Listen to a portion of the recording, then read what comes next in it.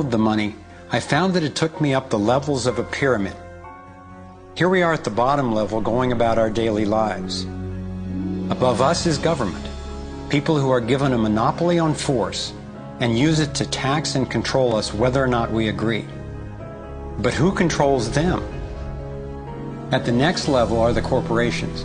Many would say that it is now corporations and not nation states that rule the world. They call it a corporatocracy. To acquire the world's resources and control the markets, this corporatocracy must have access to cheap money. The big corporations get their loans at special rates from the big banks, which means that those who control the major banks, the moneyed elite, ultimately control the corporations. As I've followed the money, I've learned that almost everything I once believed about money is simply not true. It's interesting how few questions we actually ask about very everyday things, like when we go into a bank and we ask for a loan of, say, $50,000, £50,000, what actually happens? You see, most people live their lives based on a kind of vague image of what happens. What actually happens is you ask for £50,000, they type into your account £50,000. That's all they do. They don't mint any coins, they don't print any money, they don't move any precious metal anywhere. They just put £50,000 into your account on a computer screen. From that moment, you start paying interest on money that has never, does not, and will never exist. It turns out that banks actually have about 9 times as much money loaned out as they have on reserve in their vaults. This is possible because of what's referred to as fractional reserve lending. The way it works is that the Federal Reserve, or the central bank in any country, is legally allowed to determine the amount a bank must have on reserve.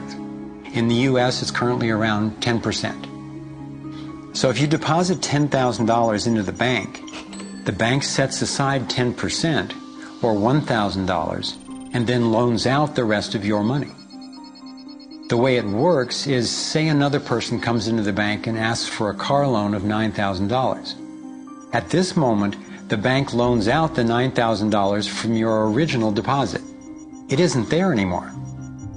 The borrower then pays the person selling the car, and they go deposit the money into another bank, which is part of the same central banking system.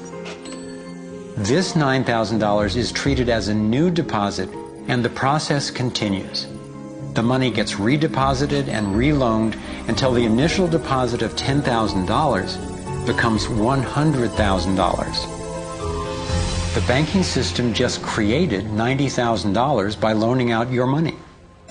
Apparently it began with the goldsmiths in the 17th century, when people were trading in gold.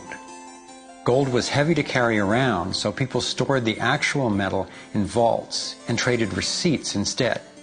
Those receipts were the first paper money.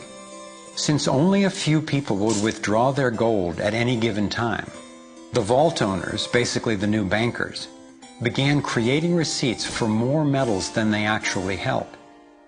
They loaned out those receipts and charged interest on money, gold, that they didn't really have. That's how our so-called fractional reserve system was born. In this system, the bankers get to make up money out of nothing, while the rest of us have to work hard to earn it. It has created a modern form of serfdom where the mass of society is now working to pay off their debt to the banks.